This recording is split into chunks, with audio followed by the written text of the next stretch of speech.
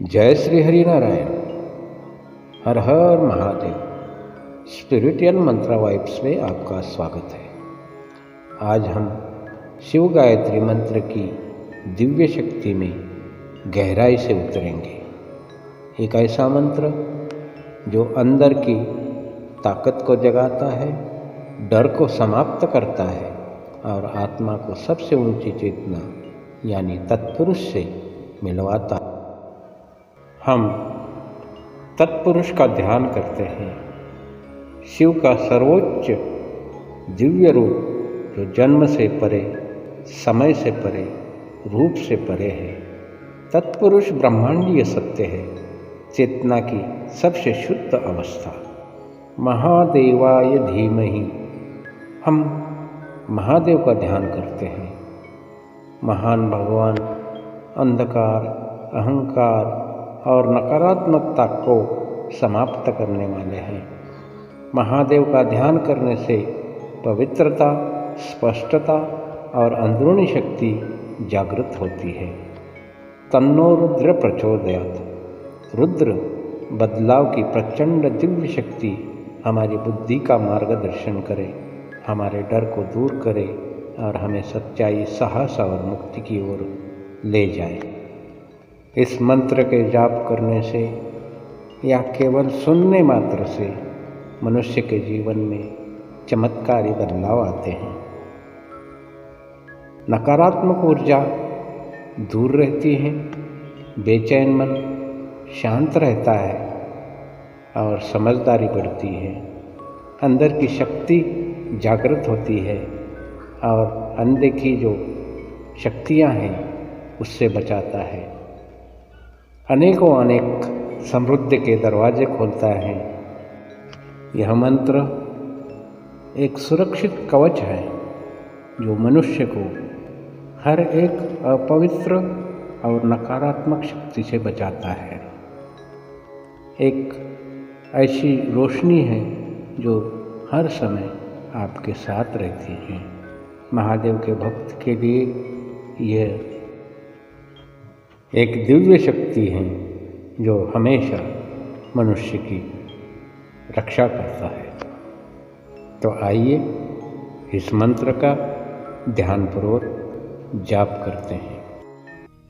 ओम तत्पुरुषाय विद्महे महादेवाय धीमहि तन्नो रुद्र प्रचोदयात्। ओम तत्पुरुषाय विद्महे महादेवाय धीमहि तन्नो रुद्र प्रचोदयात्। ओम तत्पुरुषाय विद्महे महादेवाय धीमहि तन्नो रुद्र प्रचोदयात्। ओम तत्पुरुषाय विद्महे महादेवाय धीमहि तन्नो रुद्र प्रचोदयात्। ओम तत्पुरुषाय विद्महे महादेवाय धीमहि तन्नो रुद्र प्रचोदयात्। ओम तत्पुरुषाय विद्महे महादेवाय धीमहि तन्नो रुद्र प्रचोदयात्। ओम तत्पुरुषाय विद्महे महादेवाय धीमहि तन्नो रुद्र प्रचोदयात्। ओम तत्पुरुषाय विद्महे महादेवाय धीमहि तन्नो रुद्र प्रचोदयात्। ओम तत्पुरुषाय विद्महे महादेवाय धीमहि तन्नो रुद्र प्रचोदयात्। ओम तत्पुरुषाय विद्महे महादेवाय धीमहि तन्नो रुद्र प्रचोदयात्।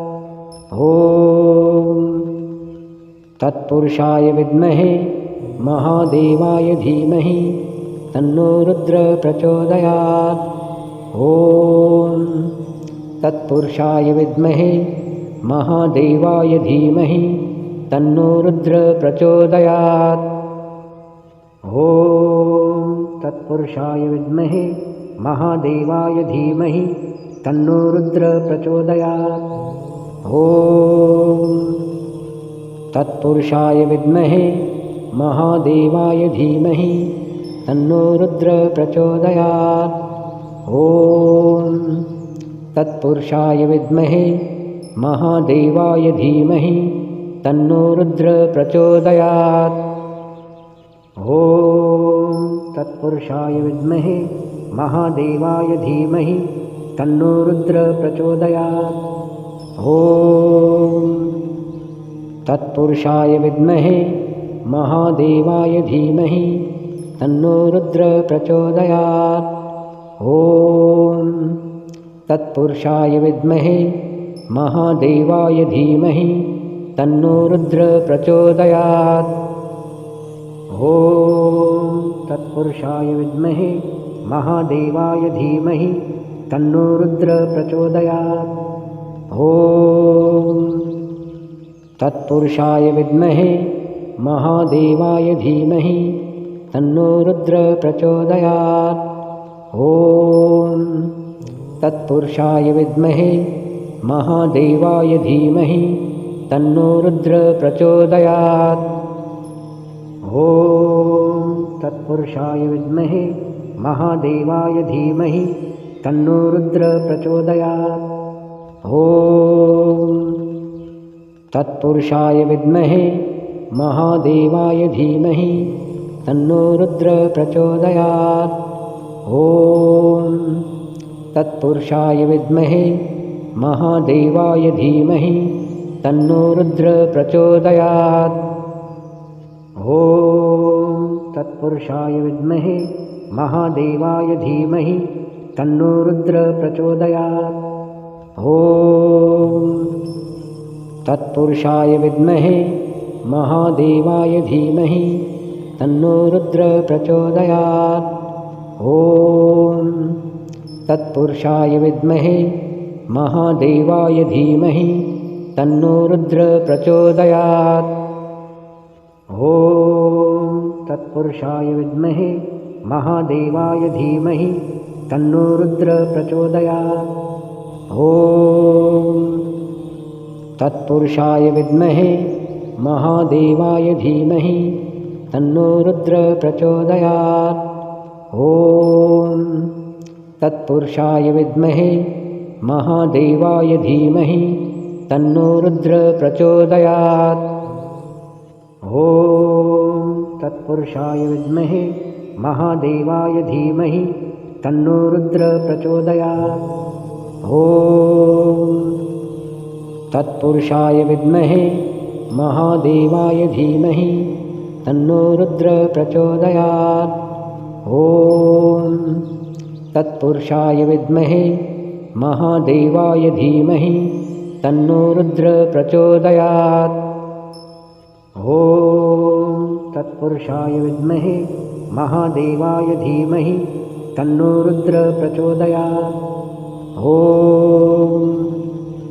तत्पुरुषाय विद्महे महादेवाय धीमहि तन्नो रुद्र प्रचोदयात्।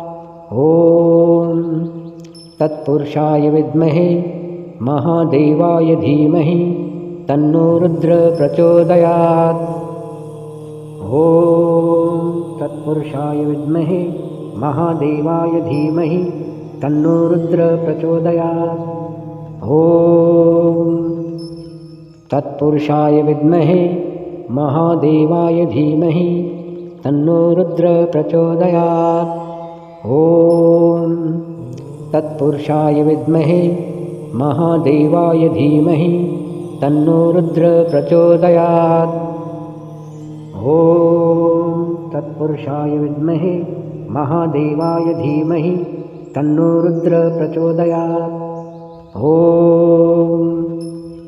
तत्पुरुषाय विद्महे महादेवाय धीमहि तन्नो रुद्र प्रचोदयात्।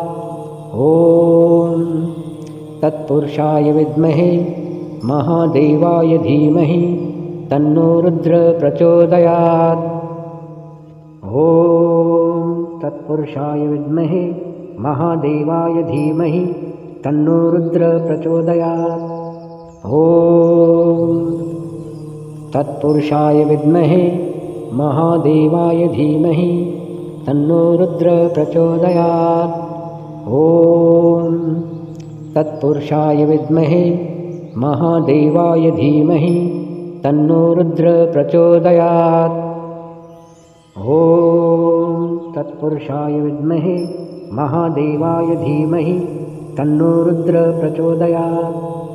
ॐ तत्पुरुषाय विद्महे महादेवाय धीमहि तन्नो रुद्र प्रचोदयात्। ॐ तत्पुरुषाय विद्महे महादेवाय धीमहि तन्नो रुद्र प्रचोदयात्।